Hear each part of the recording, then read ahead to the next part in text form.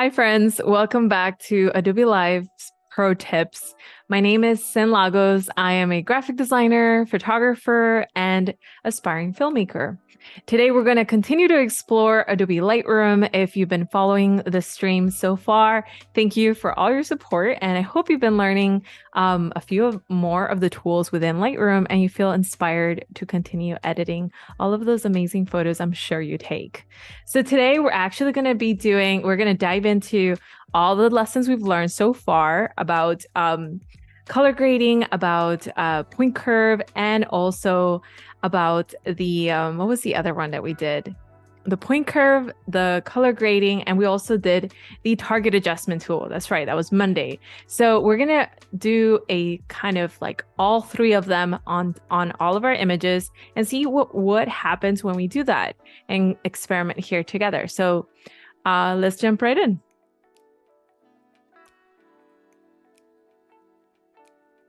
All right, so we're in Lightroom, and here we've been actually exploring these two panels, the light panel and the color panel. So let's see here how we can continue to do that. Let's just switch this on. Okay, cool. So in the light panel, we've been exploring the point curve. So that was yesterday's stream. So you're welcome to rewatch it at your own pace. Listen to it while you're having your coffee or your tea. I don't have coffee. I was just chatting about this because it gets me crazy, but I love tea. So point curve has a lot of different elements, but I'm going to tell you something that ties all of these three together so you don't feel like they're completely different and there's just a whole lot to learn. So basically this panel, the light panel and the color panel, has been what we've been exploring, and the point curve and the color mixer here and the color grading tool here, they all have something in common.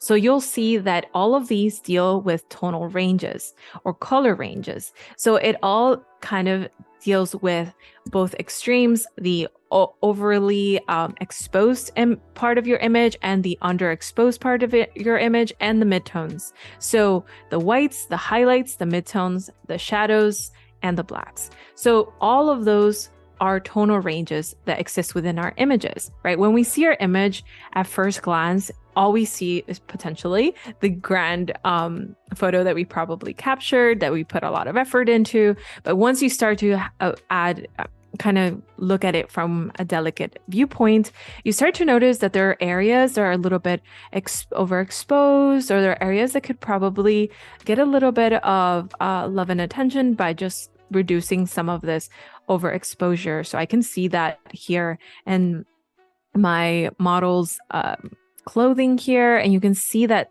I mean, this shirt is actually pink, and you can see it was overly exposed. So the light conditions in this moment were changing quite rapidly. So for me, this is something that can happen, but that's okay because I can correct them in post editing. So in order to do that, knowing that I have the color grading tool, I have the target adjustment tool, and I have the point curve at my leisure, which one should I go for first? I know in this case, I'm dealing with primarily light conditions and a situation of overexposure. So I'm going to actually be going into my point curve. So I know the first instinct that you probably have, if you haven't delved into Lightroom all too much, is to probably just go into this section of the light panel, which has the exposure, the contrast, the highlights, shadows, whites, and blacks. Right? We're still thinking in these terms essentially, but we're instead going to jump into the point curve in order to make those adjustments. So I can see here there's quite a bit of light, and as we learned yesterday, in order to adjust our highlights, we want to make a little dot here at the very top, because this side is our furthermost point, which is our whites. And this point is our blacks. So going down, we have our highlights, we have our midtones, and we have our shadows. So if I want to adjust my midtones, and I know that I want to adjust my midtones because they look a little bit, misspoke, highlights, because they look a little bit exposed, I'm going to bring this down, and a little goes a long way. We're fine tuning here, right? So you can see that this this effect, although it's not quite like the exposure is a global edit on top of your whole image, right? So imagine almost as if I grabbed a white sheet and just lower the opacity. So that's, and it's a bit more more detailed than that, but nonetheless, doing this in the point curve is going to give you that fine tuning that you won't get by just adjusting the exposure. Because in this case, I'm actually targeting just the highlights. The midtones haven't changed, the shadows haven't changed, but more importantly, the midtones, because that's the closest to the highlights in this case. So I brought that down and already I can see more information within the shirt image here. You can see more of the stitching. And so I can continue to bring that down, see if I can bring down the whites a little bit. So the whites, by bringing down the whites, what happens is that now you are making those whites a little closer to gray because there isn't a whole lot of information there. So that only can shift from one end to the other. It isn't so much that you're discovering information, it's just that you're changing the tonality to a little bit of a light gray by doing that.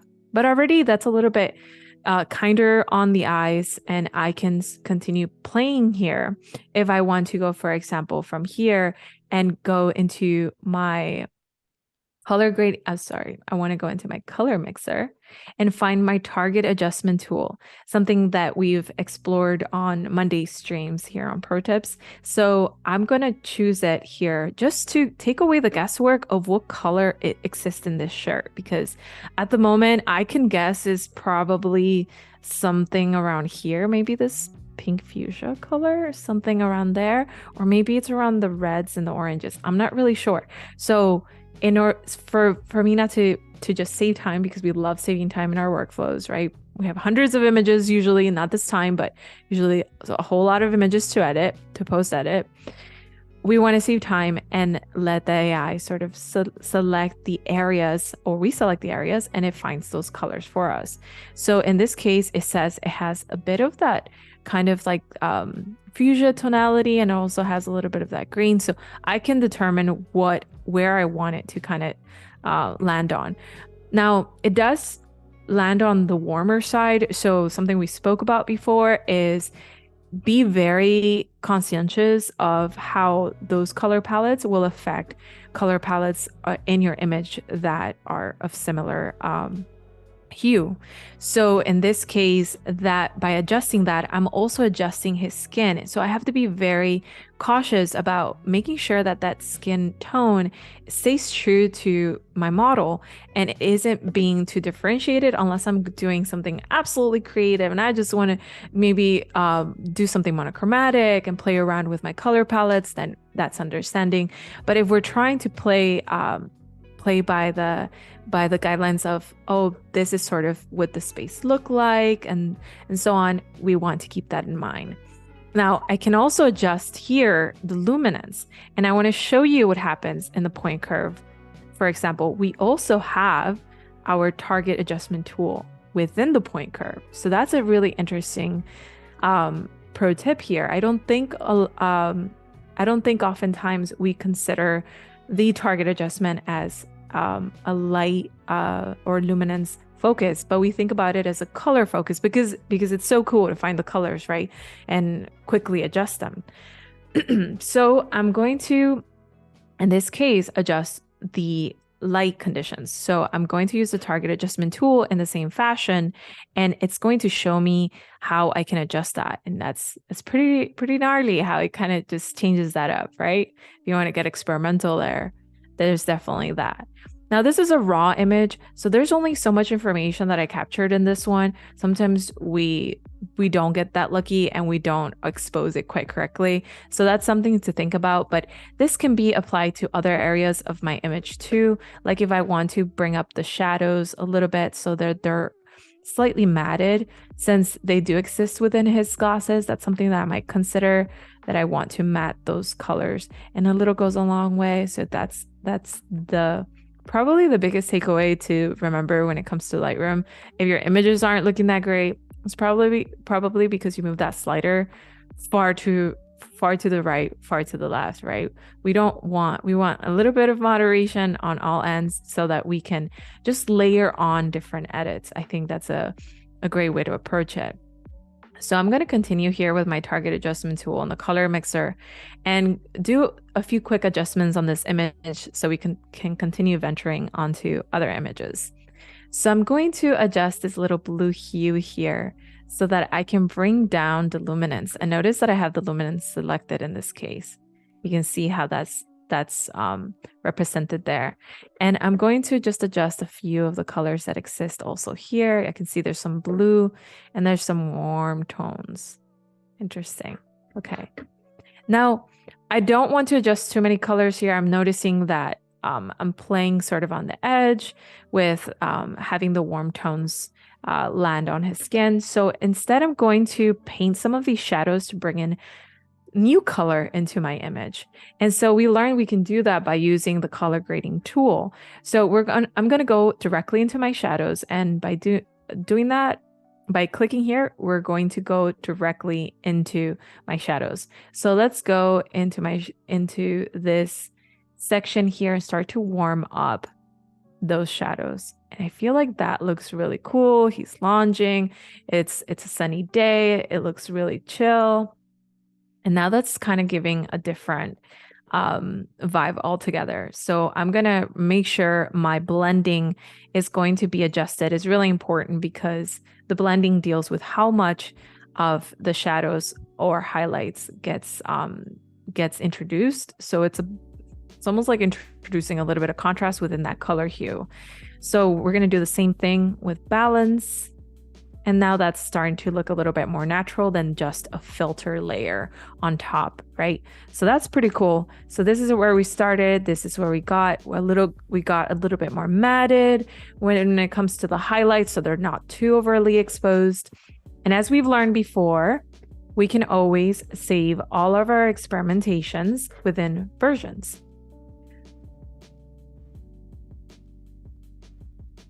So I'm going to continue here and save this experiment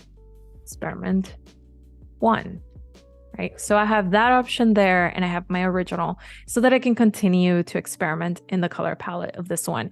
So I encourage you to do that. I find myself experimenting even more so and stepping out of my comfort zone by doing the versions by including versions within my workflow. So I think it is really, really helpful. Let's jump into this image. And it's interesting enough that sometimes I see an image and right away I know exactly where to go in Lightroom. So oftentimes the first thing I want to do is correct those highlights. So I'm going to go in here and I'm going to correct them using the target adjustment tool. And you can see that as I'm doing that, those areas get affected and also my curve is changing. So it's telling me I'm moving everything, all of this, because you didn't put any other points or anything like that. So I'm able to just move everything.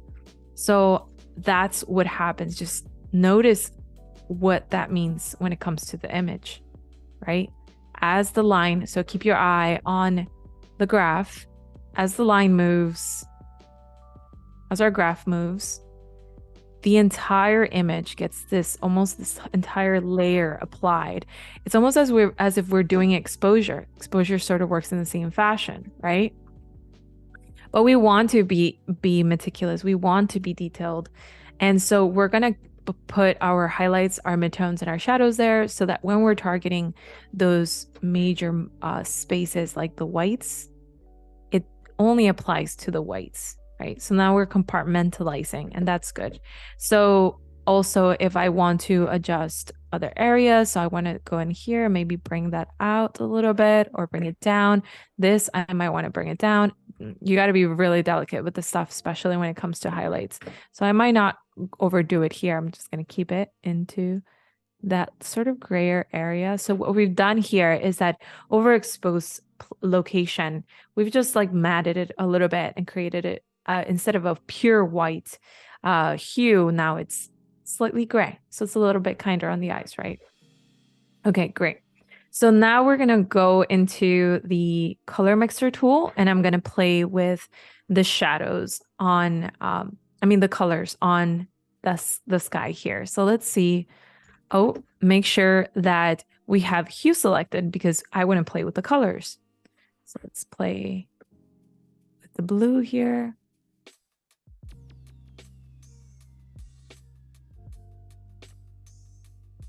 Okay, I like that. I think that's a really cool hue for my color. Do I want to play with the saturation and increase the saturation? You can see it's also jumping off of these little areas here on my image. That's nice. I like that. And if I want to change the hue of our shirt, I can also do that.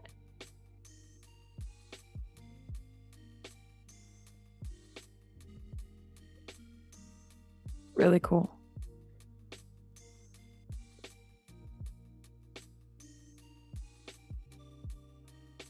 All right, I'm going to change the shadows a little bit too on this one. So I'm going to jump into color grading. Drink some water.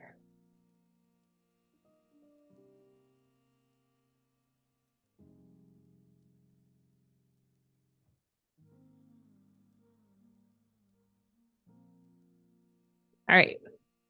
So let's see what happens when we add some color into our shadows on this one. So I see that I have a lot of blue, so I'm probably going to jump into something a little bit warmer, maybe a little bit of pink on this one. I love her pose, and I feel like that is kind of bringing out a little bit of sensuality. I think these colors all have these symbolisms and meanings and metaphors, so we want to align those together. And so I feel like adding a little bit of pink into that, it's always a little bit more romantic, more sensual. So I'm going to keep it at that as opposed to doing the yellow. And I feel like that is really cool because it's acting as a contrast to the sky color palette. So that if I had an element that was predominant and it's absolutely yellow, say it was during sunset, I might consider adding a blue hue into my shadows instead. All right, let's jump into this image and try to also bring up some of these elements. I think in this one, when I look at it right away, I think I want to increase the contrast. That's probably my go-to. You might see this image and say, oh my, I love these colors. I want to play with the colors right away. So that's the beauty of experimenting with just Lightroom in general. Just experiment with color palettes and spend some time here, even if it's not a particular project, just to find your style.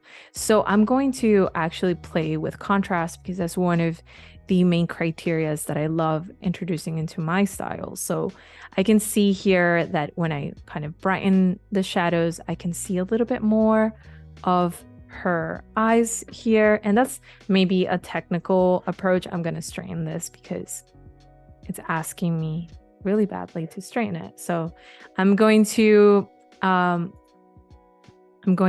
play a little bit with how those shadows get translated. Also, maybe work into my midtones here and see how I can begin to add a little bit of warmth. I know that this day was actually warm. I can tell even by her wearing a hat and glasses, right? So some things are clues to our image. And so we want to reinforce some of those elements in here.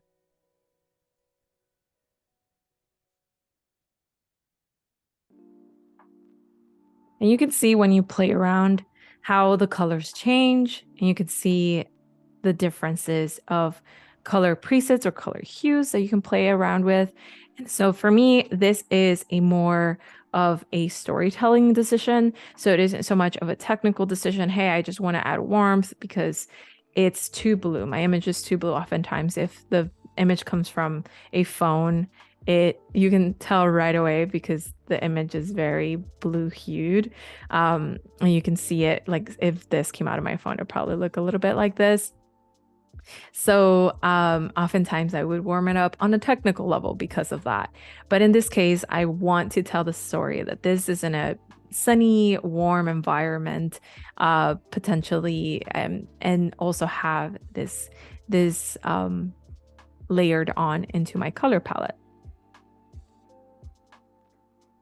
Cool. So I like the way that's looking, and mind you, I added that to my midtones, not my shadows. But there's plenty of midtones here, so I'm able to add it, and you can see how much it takes over. Let's see if we can add a color to our highlights. We have a little bit here. Cool. So I'm liking how that looks. So experiment 2 underway.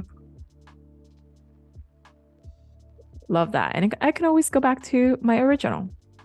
Great. So let's see if we can jump into this image, one of my favorite images I took during this shoot, and it was in the morning. I love all these sort of the play on the sky in general. I might want to crop it in here so I don't see that clue element, or actually I can use other things, but at this point, I probably want to focus on the hues on the sky, so you can really tell that we have a sky element in here. It's a little bit washed out. So I'm going to go into the color mixer, grab the target adjustment tool, go onto my hues, and go into the sky and select that color. And so I can choose to bring it closer to purple or closer to green. And so you start to see that teal color. Now, I still don't see it that much, so I might want to go then into the luminance section and bring that down, right? And now it's a bit too saturated for my taste, so I'm going to go into the saturation and reduce that saturation. If I increase it, but I want to reduce it just a little bit. There, go back to my hue. Something like that. And already I have a new version for me to really recognize that I have the sky involved in this image.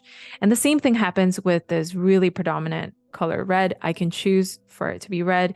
Again, we're playing on the warmer tones, so be cautious of skin color. So in the red hue, if I bring it closer to purple, what would that look like? Or if I bring it closer to something warmer, then I start to play with colors that are outside of the primary color palette. The beauty of this image is that, in fact, it has those primary color palettes, and it has this absolute color contrast because it has a warm color and it has a cool color. But if you don't want the primary color palette, you can choose to change that hue here just slightly. Even on a red, it starts to look a little bit more imaginative than having that pure red. And of course, that's your prerogative. It's up to you what you choose to do within your styles. But that's something I like to change up so that my final color palette, if you were to see it in little squares, as I often do in my graphic design work, then you would see that it's an interesting color palette. It's not just your primary colors. And so I really like the way that looks.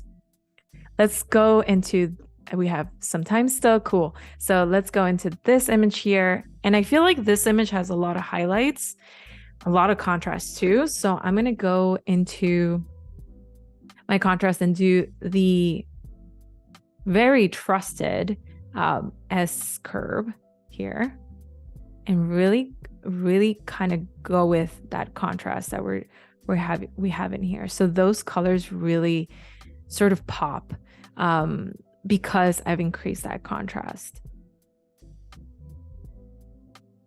Nice, that looks awesome. And now I'm going to try to do a color adjustment within the point curve in this case. So I'm going to click on my highlights, my midtones, and my shadows in all 3 sections, right? Highlights, midtones, and shadows. And now we have them on all 3 sides. And so pay attention in how we're going to layer all these colors in order to create a new color adjustment. So I'm going to create my trusted S curve, just slightly, nothing too extreme. And I'm going to go up here, down on my shadows, up on my highlights, down on my shadows on the blue hue too. And I think I'm going to decrease the contrast now that I've done that. and go back a little bit. Nice. Bring up those shadows. So what I did is I increased contrast, color contrast, as opposed to a light contrast within this image. And so that layered on within the red, the green, and the blue channel creates this new color adjustment within your image. And it looks far different from where we started. And of course, you always come back to sort of make sure that if you did too much color contrast, that your highlights and your shadows contrast is balancing everything out.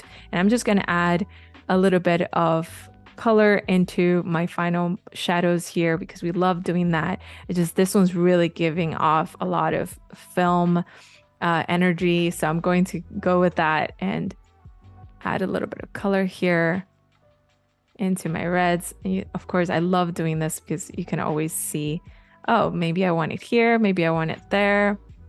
But in this case, say, for example, I want the purple, I have that option. But if I want to have an option that is a little bit closer to the red hues, I can also have that option and toggle between them. And that is one of my favorite things to do in here. And as soon as you're ready to share, one last thing I want to show you guys is that you can always go into the Discover section within Lightroom and discover all the different ways that folks are editing their photos and sharing their process with you. So if you don't know that that exists, please go take a look and just explore the different options that you may have. For now, thank you. My name is Cyn Lagos. Thank you for joining me again. We will be here again, same time tomorrow, and I hope you enjoy the next stream. Thank you.